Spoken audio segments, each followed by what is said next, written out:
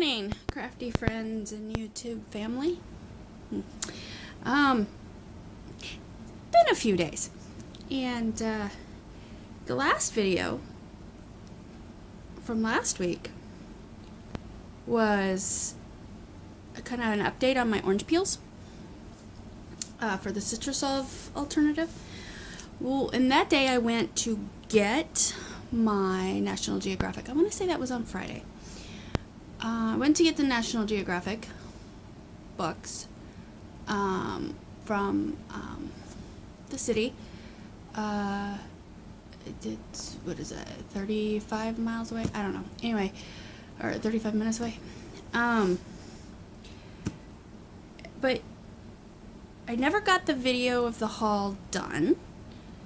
But it also turns out that although I uploaded that video, I never actually turned it over to public.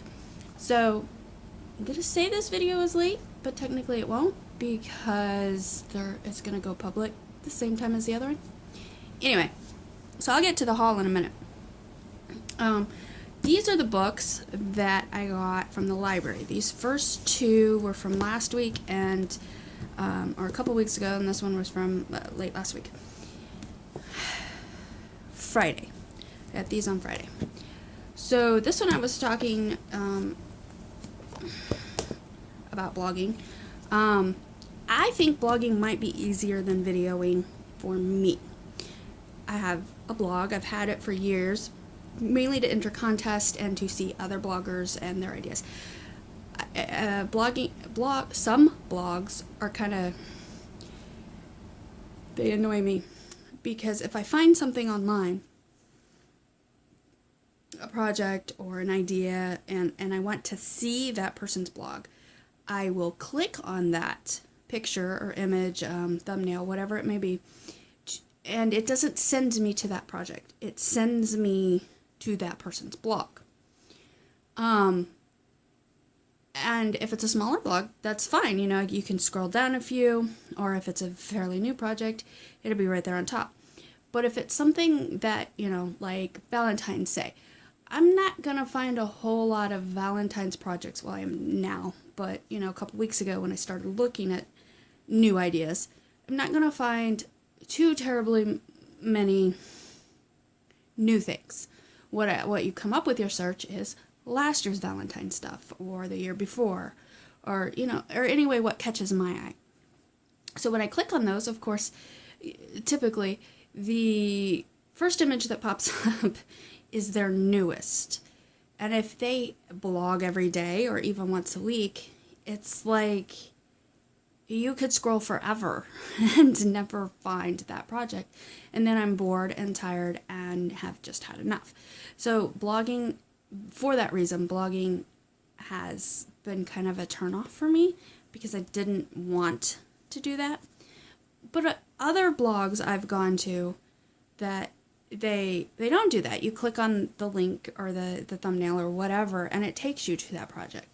So it must be in just knowing how to set up your blog and your links and whatever else to get to that project. I mean, it's great. Once I'm there, once I do that project or look at that project, I typically do look at other projects. I look at what, if it was 2 years ago, I want to see what they did this year. So, and I will do that. But it's kind of been a turnoff because it would be a lot of picture taking, I would think. But I'm guessing there wouldn't be the editing, which I don't really edit these videos too much. Because I find that tedious and annoying. With the new computer, I'm looking at newer software that's easier to use, and I watch another YouTuber that goes in depth into what he's doing, and I find his tutorial, or not his tutorials, I guess they're tutorials for me, but I find his videos amazing.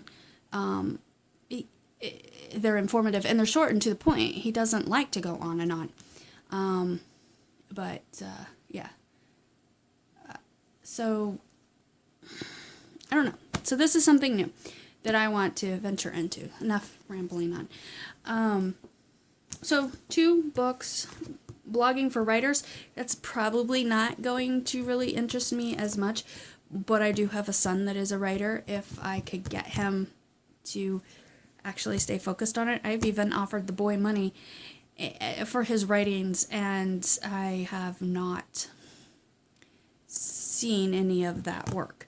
So I just don't think he has the focus, or he writes in his head, I guess. I don't know.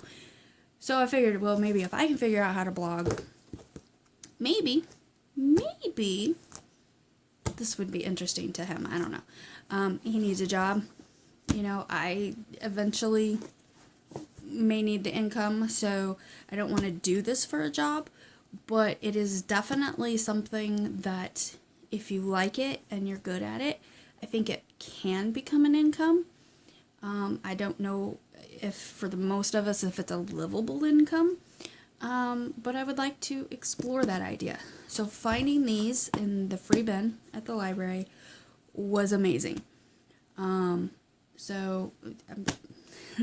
At some point, with all of the other projects and ideas I have going and in the works, I'm going to try to go on track with this venture here.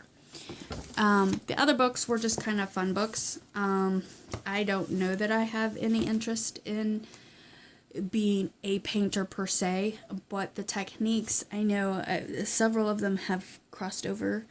Well, of course you paint and mix media, but several of techniques have crossed over into other areas. So I'm a paper crafter. Basically I'm a paper crafter because paper is free, or can be free. I get tons of junk mail and I can do all kinds of things. And paper comes in pretty colors and pretty designs, and you can make your own. And the paper to me is a very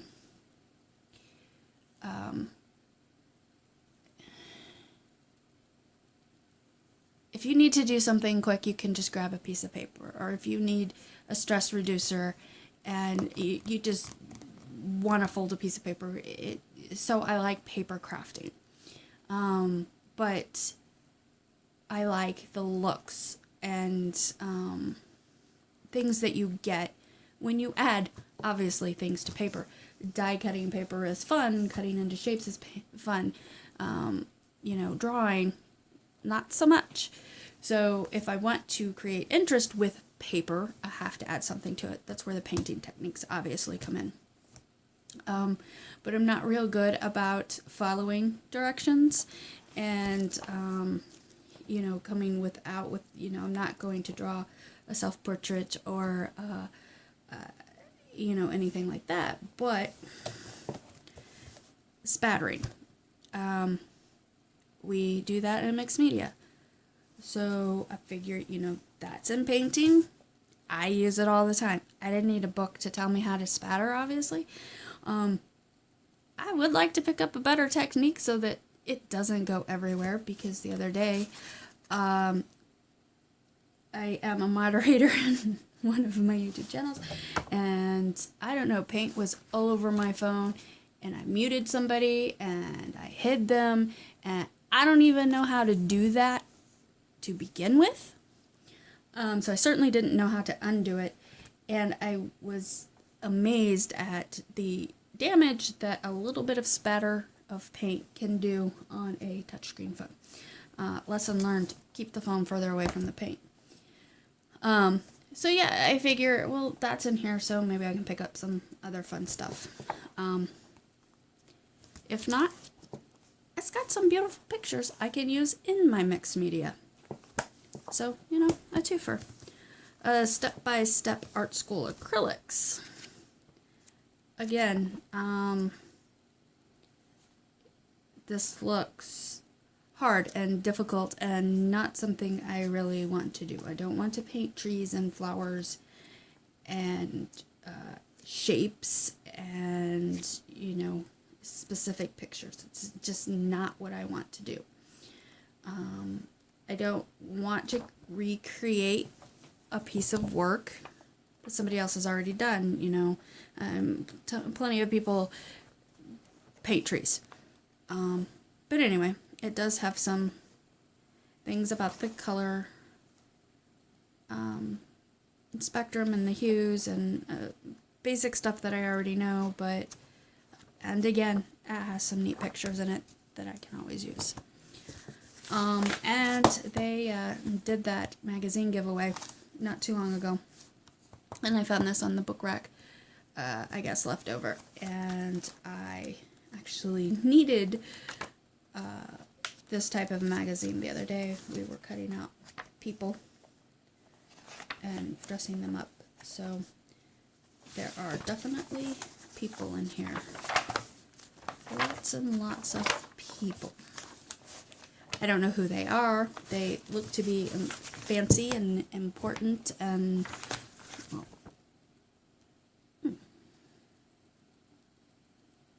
that's from an Oscar party. He got Best Actor in Darkest Hour wearing Prada. Yeah. Okay. Don't care. Not my thing, you know. But they're beautiful pictures, beautiful people. I don't know. I'm sure there's some interesting text in there too. So those are my free books. But then I went on Friday I knew specifically where I was going to go. Even charged my phone and had it ready to go, because I thought, well, I'm going to walk in there and I'll actually record where the National Geographics are, because there used to be like a whole wall of them. Well, I was sadly disappointed when I got there. That wall of National Geographics is gone. Well, the wall isn't gone, but the National Geographics are gone. There's like cassette tapes there now. So I kept digging around, and in the regular magazines I did find a few. But so they have definitely become a collector's item. I can't tell you how long ago exactly it was since I found them, but, or, you know, since I saw them. And I was surprised. So we got all kinds of stuff. So we'll see what we got. I guess we'll start with the National Geographics. Or we'll just throw stuff off on the table. So I found, let's see, there's 93 and then 2003. And I, of course, couldn't remember which year or the section of years was better for the project that I'm going to do. So I did not grab all of them. I grabbed the assortment of years because there were several brand new ones, 2000, or not brand new, but 2017, 2018, I want to say I saw one. Maybe not. 17 for sure. And I don't keep up with what's going on. So 93 and 03. And let's see. Oh yeah, there was a 2018. I did grab it. Yep. And October 2013. So 93, 03, and 13. Kind of interesting. And I guess the other ones I didn't get because they were so close to the dates that I already had. So I guess 4. So the brand new one, and then a 90s, a 2000, and a 2013. So yeah, I think that's a pretty good, spread, I guess. Did notice that the 2018 is definitely much thinner.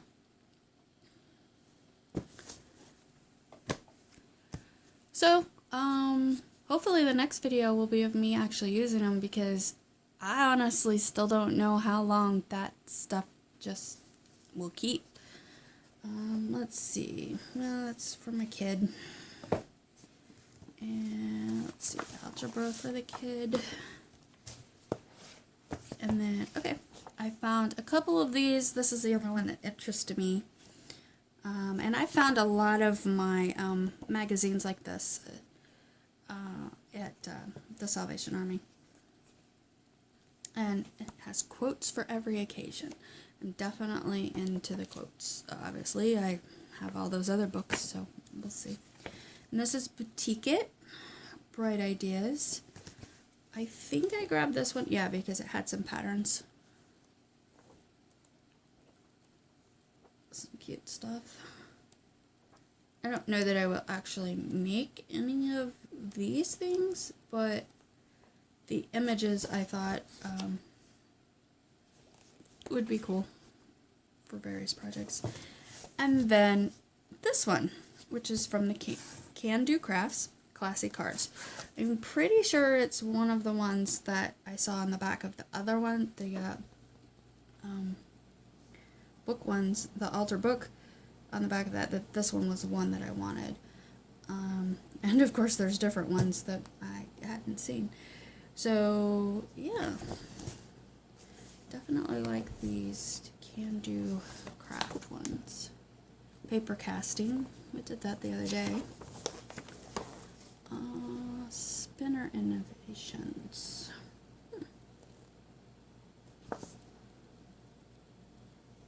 Yeah, cool. So some new ideas there. Pull-out cards. Invitations. Z-fold cards. Embossed metal. 4-fold envelope invitations. Baby diaper announcement. Oh, how cute. Accordion invitations. My daughter has set a wedding date, it sounds like, for October 5th. And she wants to do a whole outdoor wedding and all of that. And I think we want to do a lot of DIY stuff. And I brought up the idea of invitations because that's something that I knew I could probably do, our wedding announcements. And I guess she's doing the invitations online through some kind of app. I guess that's okay. I'm not sure how that works because, you know, not everybody is, when you're talking family and whatnot, not everybody is up to that kind of technology, I guess. But that's what all the kids are doing these days, I guess. Marbling. That's really fun. So we'll see what happens with the decorations because I'm really, really slow at making things, and so we'll see how that goes. But I found one of these, and I've always wanted one of these. I thought about putting my colored pencils in it, but I think it would be too heavy. But they come off. Isn't it perfect for colored pencils? You put all the reds in one, all the blues, and if you need reds, you grab reds. So yeah, I like this, and it was only $1. Each of the magazines I think was 25 cents. They may have been 50 cents, but I think they were 25 cents. In any case, I only spent how do you do this? I only spent $6 total. So yeah, so that's cute. And I saw this. I've always been intrigued with quilling as well. Or, okay, I like the look of quilling. I have several of the tools. Have I actually quilled anything? No, absolutely not. Again, it seems a bit overwhelming. Tedious, maybe, time consuming, but again, it's a paper craft, so yeah, I think you can do anything with paper. But again, it's something that I would have to be you know, I'd have to learn how to make the different shapes and whatnot. Not like you can just twirl paper and it comes out as a butterfly, but cute. I thought I'd give it a try. I think books like that were maybe 50 cents in the magazine, were 25 cents. And now comes the good part. I had to dig and dig and dig, and you would think that, you know, Easter or even Valentine's would be, you know, up close to the top. Not so. I had to dig a lot for these. And I probably shouldn't have taken them all. But there's no more Easter books for anybody else. I left a couple. Because I think we are doing an Easter altered book. And yeah, none of these were quite like the, you know, the little golden books or anything, like the actual book that I wanted to alter. But one of them will probably work. And I don't know, like that one may not get used. That one may become my granddaughter's book. But I like the pictures in there. And then, of course, some Scholastic books. Oops. Oh. Even some music.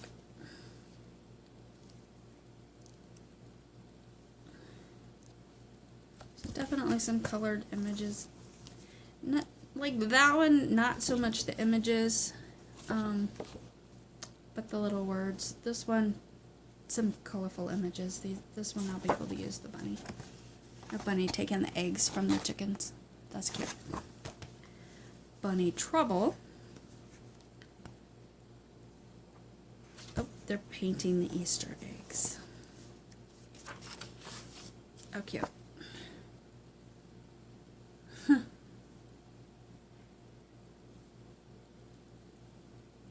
Wow. So that's why rabbits multiply so quickly. You have to have so many bunnies to get all the Easter eggs colored. How cute. Anyway. The big bunny and the Easter eggs. Definitely a big bunny. Oh. I will probably read all of these to my granddaughter before I cut them up, but that bunny looks a lot like that bunny. I wonder if it's the same. Oh, yep, by the same author. Bunny Bake Shop. The Bunny Hop.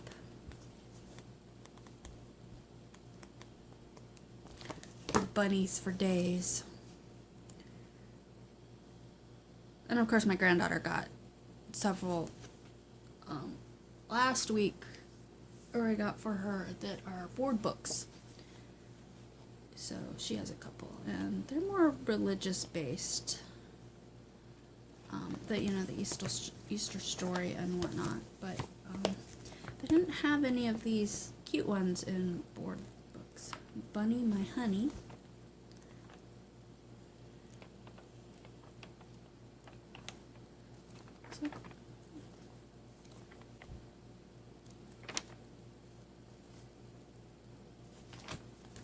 Oh, and it may just be more of a storybook too. Another Scholastic book. This one has been more well loved. Is that the same one?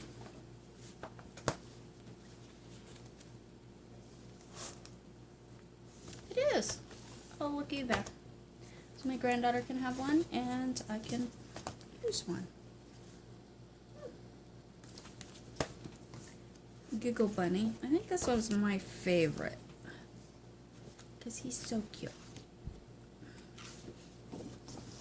Or she's so cute. And then The Great Easter Egg Hunt. Apparently there are 200 things to find in this book. I'll put my teenager on that and see if we can find all of the things. Which came first, the chicken or the egg? You're falling behind, so start shaking a leg. Interesting.